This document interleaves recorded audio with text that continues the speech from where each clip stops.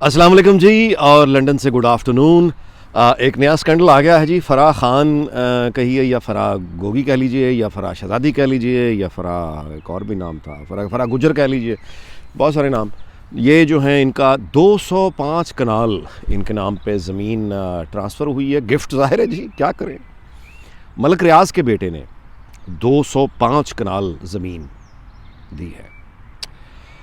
तो अब खान साहब को अगर ये सवाल करेंगे तो खान साहब कहेंगे आपको क्या है जी। जैसे तोहफ़े पे उन्होंने कहा कि तोहफ़ा मुझे अगर किसी MBS ने दिया तो मेरी मर्ज़ी, मैंने बेच दी। मेरा तोहफ़ा मेरी मर्ज़ी, मैंने बेच दिया, पैसे खा गया मैं मैंने बनवा ली थोड़े बहुत पैसों की, बाकी मैं खा गया, तुम्हें क्या। यही जवाब मिला था ना। अब अगर ये कहेंगे जाके तो वो कहेंगे यार आप कमाल करते हैं। और बुशरा जो है वो नेक खातून है, उस नेक खातून की वो नेक सहेली है, उस नेक सहेली के नेक ताल्लुकात हैं मलक रियाज़ के बेटे के साथ, तो उसने नेकी कर दी उसके साथ। ये नेकियों का एक सिलसिला है यार आप जेलस लोग, गुनाहगार लोग, आप कमाल करते हैं। ये नेक लोग हैं जो तहाइफ का तबादला करते हैं, जालिम दुनिया उस पर देखे एतराज़ करती है। तो ये ये जो है अब आ गया। अच्छा, मलक रियाज़ के बारे में मैं आपसे गुजारिश करूं कि ज़ाहिर है कि उनका एक परसेप्शन है मलक रियाज़ का, दुनिया ख़ास तरह से उसको देखती है। अब मेरा तजुर्बा, क्योंकि मैंने काम किया मलक रियाज़ के साथ कुछ साल से ज़्यादा, 1.5 साल से ज़्यादा, एक रियल एस्टेट का TV चैनल ये लाने लगे थे, तो मुझे बहुत सी ब्रीफिंग्स में इत्तफाक हुआ, मीटिंग्स का इत्तफाक हुआ। मैं उनको, मलक साहब को उस तरह नहीं समझता कि वो कोई बड़ा दरिंदा या कब्ज़ा ग्रुप टाइप आदमी है। वो बहुत एक सादा आदमी है, सेल्फ मेड आदमी है और बकरा है, वो सबका बकरा है। अब ज़ाहिर है चूँकि उसने बकरा बनना है, हर किसी ने आके उससे अपना एक हिस्सा लेना है, तो फिर वो उसी एतबार से वो ऑपरेट करता है। अगर आप मलक साहब के साथ कभी दिन गुजारें या कुछ वक्त गुजारें तो आपको लगेगा कि नेशनल असम्बली में भी ये चला रहे हैं, सेनेट भी ये चला रहे हैं, अदालतों में भी बहुत सारे मामलात हैं, और कौन कौन लोग हैं जो जामिन बना के डील्स करवाते हैं। बहुत सारी बातें मेरे इल्म में ज़ाहिर हैं, बहुत सारे कहाँ कहाँ पैसे जाते हैं। मतलब मीडिया के अजीब अजीब लोग हैं, अजीब अजीब किरदार हैं जहाँ जहाँ, मतलब किसके पास घर है, किसके पास मतलब किसका भाई नौकरी करता है, किसका बच्चे की फ़ीस जाती है।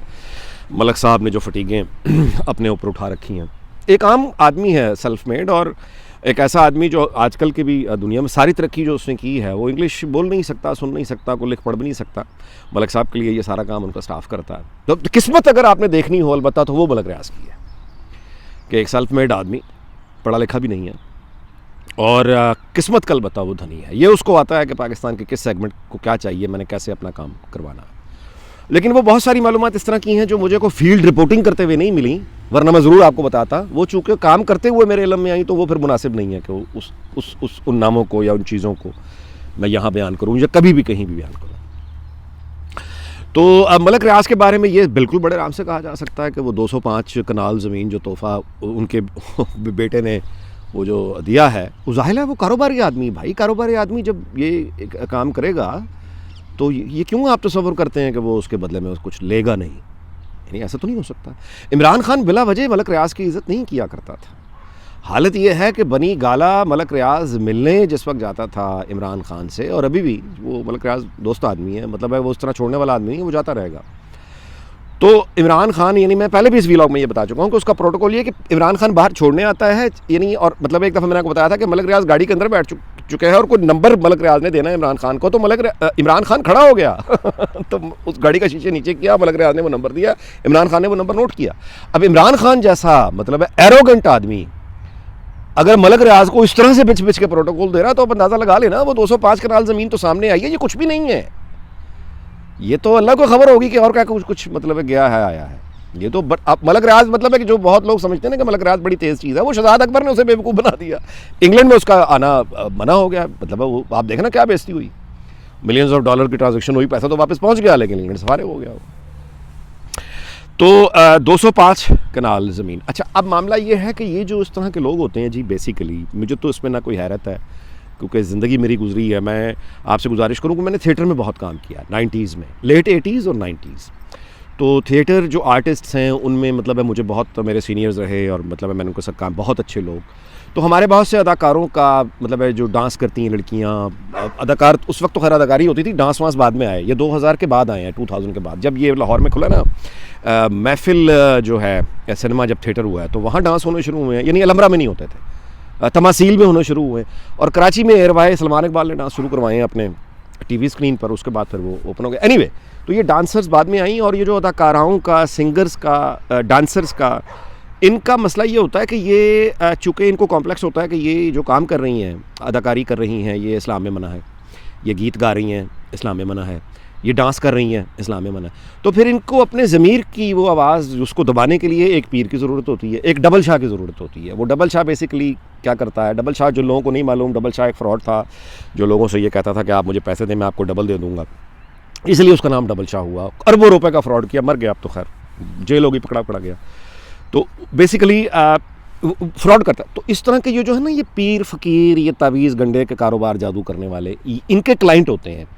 अच्छा, मैं आपको एक और इस बात को समझाने के लिए करता हूँ। आप मतलब नमाज़ पढ़ते हैं, ठीक है, अमीर आदमी लेकिन गरीब की मस्जिद में नहीं जाता। आप मेरी बात समझ रहे हैं? अमीर आदमी नमाजी वो भी है, उसका मतलब गरीब भी है, लेकिन वो गरीब की मस्जिद में नहीं जाएगा। उसको उस मस्जिद में जाना है जहाँ एयर कंडीशन भी होगा, जहाँ जनरेटर का एक बैकअप भी होगा। इसी तरह से ये जो पीर फ़कीरों वाली क्लास है, इसमें भी जो रक्षा बेचारा चला ड्राइवर का पीर होगा वो डिफरेंट होगा।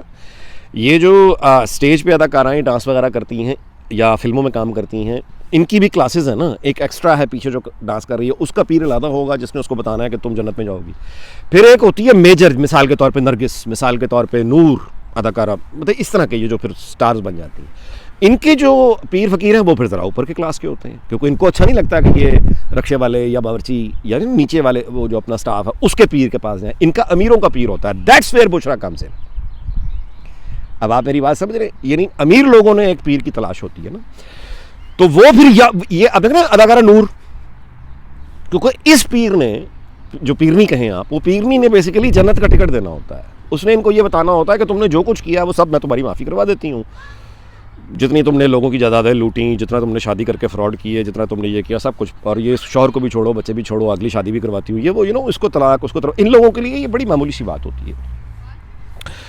तो ये जो सोच है, यानी क्या वो है, गोगी, फरा खान, जो भी इसका नाम है, इस तरह के जो लोग होते हैं ये, अब आप देख रहे हैं कैसी इसको पीरनी एक चाहिए थी ना उस ज़मीर को सुलाने के लिए कि जहन्नम में नहीं जाना। तो इन लोगों के बेचारे अकीदे, इन लोगों के बेचारों के ईमान अकीदे इस तरह से कोई इतने मजबूत नहीं होते ना, इनकी कोई मतलब है कोई इतना मुतालिया होता है, और ना ही इनके कोई फैमिली बैकग्राउंड इतनी सॉलिड होती है, वरना ये इन कामों में पड़े।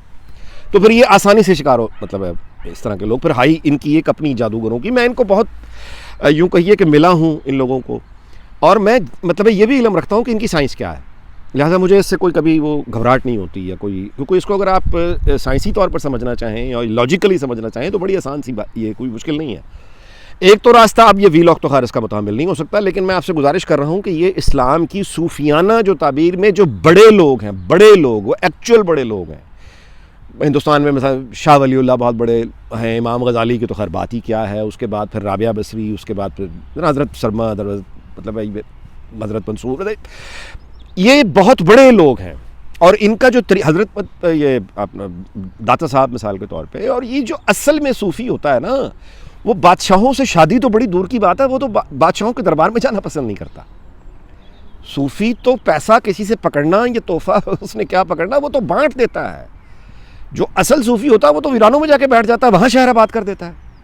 ये जो करामात वाली बातें हैं ना, ये बेसिकली जवाब, मतलब उस ज़माने में पहले अगर कोई, अब देखें ना, अब ये कह नहीं सकते कि जादू होता था या वो करते थे या नहीं करता था, लेकिन इतना कहा जा सकता है कि वो मुमकिन है को ट्रांस में लोगों को ले आता हो, ट्रांस में लो। तो ये सूफ़ी ये करते थे कि उनको ट्रांस तोड़ दिया करते थे। यानी अगर लोग किसी जादू से या किसी जादूगर से या किसी की शोभदाबाजी से, किसी मदारी की शोभदाबाजी से जाली हो, तो अगर मुतासिर हैं और डरते थे, तो सूफ़ी क्या करते थे कि सूफ़ी आके उनका जादू तलिस्म तोड़ दिया करते थे। सूफ़ी ये करते थे, सूफ़ी खुद को जादू नहीं दिखाया करते थे। अच्छा, अब ये बेसिकली मैं आपसे एक और मिसाल दे देता हूँ, जेन्युइन आदमी की मिसाल आपको देता हूँ, फ्रॉड की नहीं, मतलब फ्रॉड क्या है ये भी बड़ी मुश्किल है कहना, आप तो खैर, लेकिन मैंने ऐसे लोगों को इंटरव्यूज़ किए हुए हैं। अब्दुल्ला भट्टी मिसाल के तौर पे लाहौर में बहुत मशहूर, मतलब ये भी एक साहब हैं और मैंने इनको इंटरव्यू किया हुआ है। ये पूरी इन्होंने अपनी किताब लिखी हुई है उस रास्ते की कि किस तरह से ये, यानी बहुत से लोग उसको पास हर वक्त आए रहते हैं कि मुझे कपड़े कैसे पहनने हैं, मेरे लिए कौन सा दिन मुनासिब होगा, ये वगैरह वगैरह लोग पूछते हैं, और वो बाज़ औक़ात ऐसी बातें बता जाता है आपको आपके बारे में कि आप भी हैरान हो जाते हैं। लेकिन इसका मतलब ये नहीं है कि यानी आप उसको माथा टेक दें, सवाल ही पैदा नहीं होता।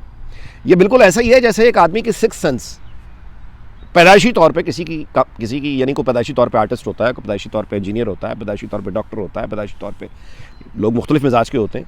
कुछ लोगों के पास कुछ सिक्स सेंस कह लीजिए या एक IQ लेवल उनका आम इंसानों से मुख्तलिफ होता है, और अगर वो उस पर काम करना शुरू कर दें, उसकी रियाजत करना शुरू कर दें, तो एक मकाम पर आकर सालों के बाद वो ऐसी जगह पहुंच जाते हैं। ये बिल्कुल ऐसा ही है जैसे एक आदमी जिम जाके अपना वो एक्सरसाइज करना शुरू करे और 4 साल के बाद वो एक बिल्कुल, अब होगा तो देखने में वो भी इंसान, लेकिन उसमें और दूसरे में, आम आदमी में, वो 6 पैक 1 पैक फ़र्क पड़ जाता है ना।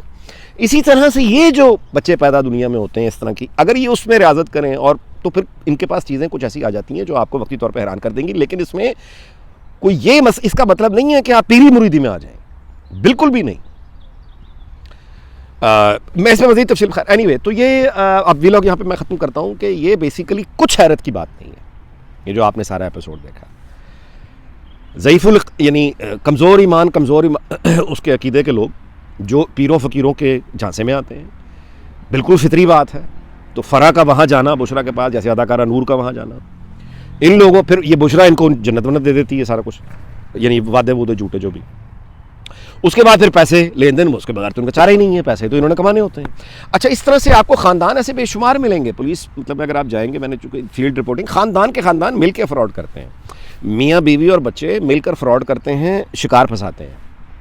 ऐसे ऐसे बेगैरत हैं, ऐसे ऐसे, मतलब है क्या मैं आपसे कहूँ कि मियाँ और बीवी जब मिलकर ये जुर्म करते हैं और बच्चों को भी साथ में मिलाते हैं, तो वो, अब मिसाल के तौर पर ये जस्टिस जावेद इकबाल के पास उसकी बीवी क्या कर रही थी, तो ये बीवियाँ बनाई इसलिए जाती हैं कि उन्होंने बहुत सारे काम कराने होते हैं। तो ये इस तरह के एक वो है, शऊर है। तो इसमें अगर आप बुरा कहना चाहते हैं तो मलक रियाज को बिल्कुल कहें, मेरा कोई चाचा फूफा नहीं है वो, लेकिन मैं उसको इस तरह से नहीं देखता कि उसने कोई करप्शन, मैं उसको ये देखता हूँ कि उसने सर्वाइवल के लिए उसको बिल्कुल वैसे ही जोंकें चिपटी हुई हैं, इंक्लूडिंग उसके अपने ख़ानदान के, जो हर वक्त उससे हिस्सा मांगती हैं। वो अब एक ऐसी पोजीशन में फंस गया हुआ है कि वो अब उसने ये खराज अब देना है, यानी अब there is no way out for him. और well, leave it up to him, मतलब उनका खैर अपना, वो अपना समझें। और ये जो है अपना, आप कहिए कि फ़राग होगी, उसने बिल्कुल वही किया, बुशरा ने बिल्कुल वही किया, इसमें कोई हैरत की बात नहीं है। ये अभी इब्तदा है, अभी इस तरह की बहुत सारी चीज़ें और भी सामने आएंगी। और जो लोग अभी भी यानी आंखें बंद किए बैठे हैं बस, और आंखें बंद करके वही ठीक है, वही ठीक है, और यार को खुदा का खौफ करो, बस ग्रो अप, छोड़ो, बहुत हो गया। इसको अपनी इज़्ज़त और अना का मसला ना बनाओ भाई मेरे, इंसान ही गलती करते हैं। एक 8 साल का बच्चा, उसकी जो ख्वाहिशात होती हैं, अगर वही ख्वाहिशात, माँ बाप खुश होते हैं ना 8 साल के बच्चे की ख्वाहिशात पे, बहुत खुश होते हैं, लेकिन 8 साल का बच्चा अगर वही ख्वाहिशात 20-22 साल की उम्र में भी करे, तो वही माँ बाप उस बच्चे को डॉक्टर के पास ले जाते हैं कि इसकी ज़हनी उम्र नहीं बढ़ रही, जिस्मानी तो बढ़ रही है, ज़हनी उम्र नहीं बढ़ रही।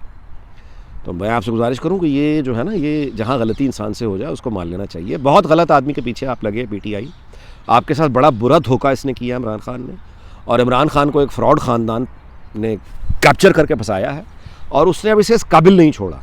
मैं इस व्लॉग पे आखिरी बार आपको दोबारा से बता रहा हूँ, ये तोशे खाने के तोहफे और ये करप्शन जब निकलेगी, इसके पीछे बुशरा होगी, उसका शौहर होगा, उसके खामिन होंगे, उसके बच्चे होंगे, और ये फ़राड, मतलब है वो इस तरह के जो लोग। लेकिन इमरान खान की मर्ज़ी के बगैर ये नहीं हो सकता, उसके इल्म के बगैर ये नहीं हो सकता।